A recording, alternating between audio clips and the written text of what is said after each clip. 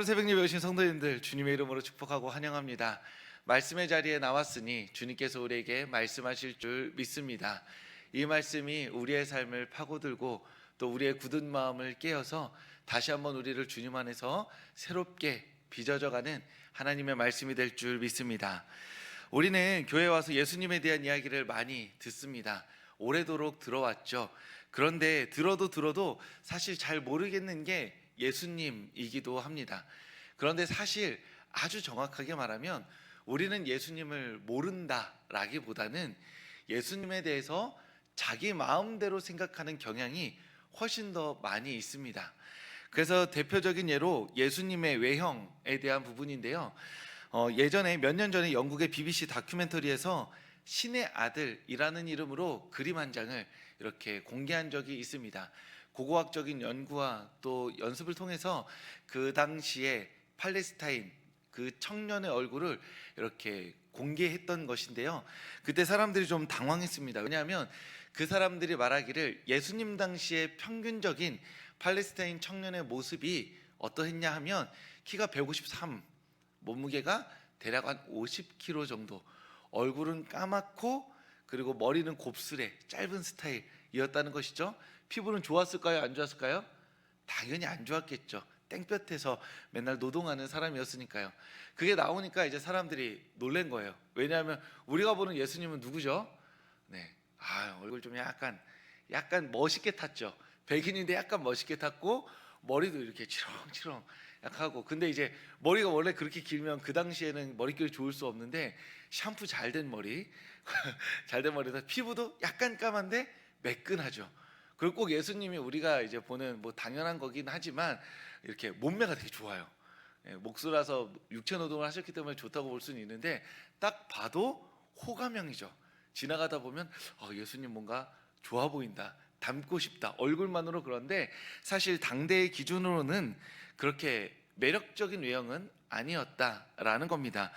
물론 우리가 예수님 얼굴 정확히 알지 못하니까 조금 이렇게 우리가 사랑하는 분 좀 과장돼서 이렇게 좀 생각할 수 있기도 하겠지만, 사실은 우리가 고증대로 예수님을, 당대의 관점으로 예수님을 본다기보다 우리가 보고 싶은 대로, 우리가 매력을 느끼는 대로 그렇게 예수님의 모양을 만들어서 이렇게 소비하고 있다라고도 볼 수 있다는 것이죠. 여러 이야기를 할 수 있겠지만 핵심은 무엇이냐 하면 우리가 사실 믿고 고백하고 안다고 하는 예수님이 사실은 우리 마음에 일정 부분 이렇게 꾸며낸 예수님일 가능성이 있다라는 것이죠. 그 중에서 예수님의 직업 또한 그렇게 우리가 조금 부풀리고 꾸며놓은 경향이 강한 것들 중에 하나입니다. 성경은 예수님의 직업을 목수로 소개합니다. 헬라어로는 텍톤이라고 하는데요. 우리는 목수이신 예수님을 생각하면 저부터 그렇습니다. 어떤 좀 넓은 작업장에 이렇게 예수님께서 인부 한 두세 사람 두시고 이렇게 화목하고 행복한 가정에 식탁이나 의자를 만들어 주시는 분으로 상상이 될 때가 있습니다. 예수님 목수하면 기본적으로 여유가 조금 있으시고 힘도 좀 있으시고 좀 키도 좀 크시고 인부들과 함께 그럴싸한 목재 가구들을 만들어내시는 분이라고 여겨진다는 것이죠. 그런데 헬라어로 텍톤, 그러니까 우리가 목수라고 번역한 이 표현은 기본적으로 석수라는 의미도 갖고 있습니다. 당시에는 나무가 되게 비쌌거든요. 돌이 흔했습니다. 그러니까 나무를 전문적으로 다루는 나무장인으로서의 목수는 상당히 희귀한 사람이었습니다. 당연히 그 당시에는 만물수리공처럼 동네에 손기술이 좀 좋고 센스가 있고 힘이 좋은 사람, 그래서 전문적으로 무언가를 만들고 고치는 사람들을 폭넓은 의미에서 텍톤이라고 불렀습니다. 그러니까 예수님은 한 작업장의 장으로서 인부 두세 사람을 꾸리며 멋진 식탁을 만드는 사람이 아니라 손기술이 좋은 육체 노동자 정도로 생각할 수 있다라는 것이죠. 게다가 예수님의 거주지였던 나사렛은 400명 정도가 모여 살던 아주 작은 마을, 동네였습니다. 그 나사렛이라는 이름을 들을 때는 기본적으로 400명 정도가 모여 있다고 하니까 그 당시에 대가족이라고 치면 한 10명, 할아버지, 할머니, 그리고 자녀 몇 명에 이렇게 아빠, 엄마 이렇게 하면 10명 정도 된다는 거거든요. 그러면 나사렛 이름이라는 이름으로 동네가 모여 있으면 한 40가구 정도가 모여 있는 거예요. 그렇게 크지 않았습니다. 그러면 아무리 맨날 망가져도 예수님이 그 나사렛이라는 작은 동네에서 고치면서 먹고 살기가 상당히 어려웠을 거라는 것이죠. 그래서 당시 이제 고고학자들의 이 판단으로는 나사렛 옆에 세포리스라는 큰 대규모 토목공사를 하는 도시가 있었습니다. 예수님께서 아마 그곳에서 오며 가며 1시간 거리였는데요, 그곳에 일거리가 있지 않을까 해서 주로 그곳에서 대규모 토목공사에서 하루벌이 일을 하는 육체 노동자로 살았을 가능성을 가장 높이 봅니다. 그러니까 예수님을 우리가 목수라고 부르면 우리가 생각하는 낭만적인 나무 장인이 아니라, 굳이 비교하자면 새벽 인력 시장에서 맥심 믹스커피 종이컵에 받아두고 손을 녹이면서 오늘 나를 써줄 사람이 있을까 생각하고 있는 그 육체 노동자에 가까운 분이셨다라는 것이죠. 예수님의 손에는 굳은 살과 상처가 가득했고 예수님의 일상은 소란한 건축 현장이었습니다. 그리고 예수님의 하루의 시작은 어떤 우리가 지금으로 놓고 보자면 가슴 벅차고 너무나 행복하고 기분 좋은 그런 하루가 아니라, 오늘 무슨 일을 해서 하루벌이를 해내야 하는지 고민하고 걱정하는 것으로 시작되었을 것이라 생각해 볼 수 있다는 것입니다. 물론 예수님 하나님 너무 사랑해서 아침마다 일어나면서 우리처럼 일어나기 싫다, 오늘 회사 가기 싫다 이렇게 말하진 않으셨겠죠. 그렇지만 예수님이 육체 노동자로서 안정적으로 자신의 직장, 즉 안정적으로 자신이 장으로서 일을 하는 것이 없었다면 하루의 근심은 분명 마음에 일정 부분 짊어지고 있으셨을 것이라 생각할 수 있는 것입니다. 그래서 예수님은 이러한 노동자의 마음이 담긴 비유를 매우 구체적으로 세심하게 하곤 하셨습니다. 그 대표적인 예가 마태복음 20장에 나오는 포도원의 품꾼 비유입니다.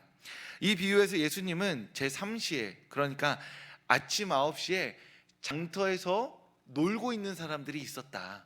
그래서 그 사람을 찾아가서 너 왜 놀고 있냐? 와서 일이라도 해라. 이렇게 주인이 불렀다라는 비유를 하십니다. 3시에 9시에 그렇게 점심 지나고 저녁까지 그 포도원 주인이 그 장터에서 놀고 있는 사람들을 일꾼으로 부르러 가서 너 왜 여기서 놀고 있어? 라고 따져 물었더니 그 사람이 말하기를 혹시라도 누가 나를 써줄까 싶어서 여기 있습니다 라는 대답을 들었다라는 비유를 예수님께서 하신 적이 있거든요. 그런데 이게 예수님께서 광장에서 서성였던 경험을 가지고 비유를 했다라고 많이들 생각합니다. 그러니까 예수님은 아침에 일어나서 광장에 나가서 누가 날 좀 써주지 않을까? 오늘 내가 일할 곳이 있을까? 라고 말하면서 서성했던 경험이 있다는 것이죠. 서성이다가 누가 뭐 오늘 할 일 없어? 그럼 와서 나한테 일할래? 라고 말하는 이야기를 듣고 일을 했던 그 육체 노동자의 경험으로 이러한 비유를 생생하게 드셨다라고 이야기한다는 것입니다. 다시 한번 말씀드리지만 예수님은 낭만적인 나무 장인이 아니라 하루벌이를 고민할 수밖에 없는 육체 노동자였을 가능성이 있습니다. 그래서 자네 뭐 할 수 있나? 나무 좀 다루나? 네, 제 나무가 전공입니다. 돌 좀 쪼개나? 예, 지난 작업장에서 이렇게 해서 돌 좀 만져봤습니다. 오늘은 뭐 특별히 기술이 필요한 게 아니라 힘이 필요한데 손 좀 빌려줄 수 있나? 네, 저 할 수 있습니다 라고 말하는 사람이었다는 것이죠. 그렇게 예수님은 하루벌이를 하던 육체 노동자에서 어느 순간, 물론 그 전까지 자신의 정체성을 하나님의 아들로 언젠가 주님이 부르신다면 내가 나의 삶을 살겠다라고 생각하셨겠지만 일정 시간까지는 육체 노동자로 사시다가 하나님의 부르심을 받아서 그렇게 복음을 전하는 삶으로 공생의 사역을 시작하셨던 것입니다. 그러니까 고향 사람들 입장에서는 어느 날 갑자기 얘가 우리 집에 와서 지붕 고쳐주던 그가 어느 날 하나님의 말씀을 가르치고 돌아다니면서 제자들 몇 명 데리고 다니고 있었던 것이죠. 아픈 사람 좀 고쳤다고 하고 말씀 좀 특별하게 한다고 하는데 마을 사람들에게 있어서 예수는 그냥 육체 노동자였던 것입니다. 예수님께서 제자들을 데리고 이 고향으로 돌아왔을 때, 그래서 하나님의 말씀을 전하며 그리고 아픈 사람을 치유하려고 했을 때 마을 사람들이 내린 예수님에 대한 평가는 굉장히 냉정했습니다. 무엇라 말했냐면 이 사람은 마리아의 아들 목수가 아니냐라고 이야기했다는 것이죠. 광장에서 일거리 찾던 네가 뭘 한다고 이 동네 와가지고 제자들 몇 명 데리고 하나님 말씀 가르치고 있느냐라는 경멸의 의미가 담겨 있는 표현인 것입니다. 만약에 예수님께서 제대로 된 기술자로서 한 달에 월 1,000번은, 오늘 우리의 기준으로 보면 동네에서 월 1,000번은, 그래서 방구 좀 낀다는 전문 기술자였다면 예수님께서 제자들 데리고 왔을 때 사람들이 그 마리아 아들 예수 아니야? 이렇게 말하는 게 아니라 왜 굳이 사서 고생을 할까라고 말했겠죠. 즉 예수님은 목수라고 하지만 사실 마을에서도 그렇게 인정받지 못했던 직업에 하찮게 여겨지는 하루벌이의 육체 노동자로 살아오셨던 것입니다.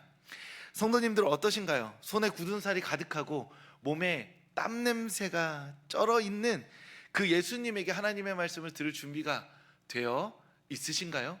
혹시 우리가 생각하는 예수님을 누가 보아도 매력적인 모습에, 누가 보아도 누군가를 가르칠 만한 이전 과거의 이력을 가지신 분으로서 그렇게 사람들에게 자신의 매력을 어필하며 하나님의 말씀을 전하는 그런 멋진 분이 아니신가요?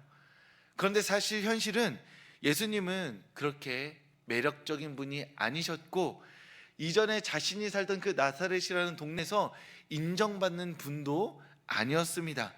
그들에게 다시 찾아갔을 때에는 마리아의 아들 목수라는 말로 경멸의 말을 듣던 분이 바로 예수님이셨던 것이죠. 그 당시에 나사렛 사람들은 굳은 살이 가득한 예수님과 악수하고 싶지 않아서, 땀내 나는 예수님에게 무언가 이야기를 듣고 싶지 않아서 예수님으로부터 선포되는 하나님의 말씀을 거절하였던 것입니다. 그런데 역설적이게도 그 굳은 살 가득한 예수님이, 땀냄새 나는 그 예수님이 우리에게는 위로요, 우리에게는 은혜로 다가오게 됩니다. 왜냐하면 예수님의 굳은 살과 땀냄새는 우리의 삶으로 들어와 우리와 함께 살아가셨다는 증거가 되기 때문입니다.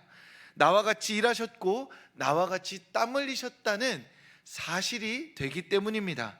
예수님께서 나의 굳은 살과 땀 냄새를 아신다는 것이죠. 굳은 삶과 땀 냄새로 드러나는 우리의 삶의 지리멸렬함을 아시고 우리의 삶을 이해하시며 우리의 삶을 돌보아 주시는 분이 바로 그 육체 노동자 목수 예수님이시라는 것입니다. 예수님이 내가 살아가는 삶의 자리를 나보다 더 잘 아십니다. 광장에서 서성이며 하루벌이의 걱정과 초조함에 손톱을 물어뜯고 있는 그 우리의 마음을 예수님께서 누구보다 잘 알고 계신다는 것이죠. 나도 너와 같았다고, 너의 불안을 나도 겪었노라고, 네가 걱정하고 고민하는 그 하루살이의 삶을 내가 이미 살았노라고. 왜 그 삶을 살았느냐 나에게 묻는다면 그 삶을 살게 될 너를 이해하고 너의 곁에 있기 위해서 내가 그 삶을 살았노라고 오늘 우리에게 말씀해주고 계신다는 것입니다. 히브리서 2장 18절에서 예수님은 이렇게 말씀하십니다. 그가 시험을 받아 고난을 당하셨은즉 시험 받는 자들을 능히 도우실 수 있느니.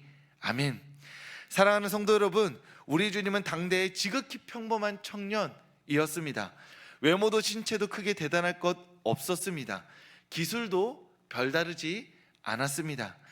굳은 살과 땀냄새, 하루벌이의 고단함을 느끼게 해주는 대단치 않은 직업으로 그렇게 자신의 삶을 30여 년간 살아갔던 한 사람의 청년이었습니다.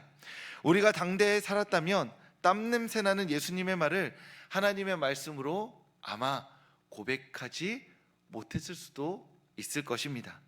하지만 그 예수님의 굳은 살과 땀 냄새가 하루벌이의 고단함을 아시는 분이 바로 우리의 주님이십니다. 내 손에 굳은 살이 배기고 땀 흘리게 만드는 삶의 자리에 예수님께서 우리와 함께 하실 줄 믿습니다. 현실의 고단함 가운데 불안과 초조함으로 하루를 시작하는 보잘것없는 우리의 일상을 주님께서 아시고 우리의 곁에 서셔서 우리를 위로하시며 우리의 힘이 되어주실 줄 믿습니다. 우리와 같이 시험을 당하셨기 때문에 시험 당하는 우리의 마음을 아시고 우리의 믿음이 되어주시며 우리의 용기가 되어주시고 우리의 힘이 되어주실 줄 믿습니다. 그러니 이번 한 달 삶이 휘청이고 무너질 듯하는 그 순간에 그 모든 삶을 아시고 우리 곁에 계시는 예수님을 더욱더 붙드는 우리 서울교회 성도님들 되실 수 있기를 주님의 이름으로 축복합니다.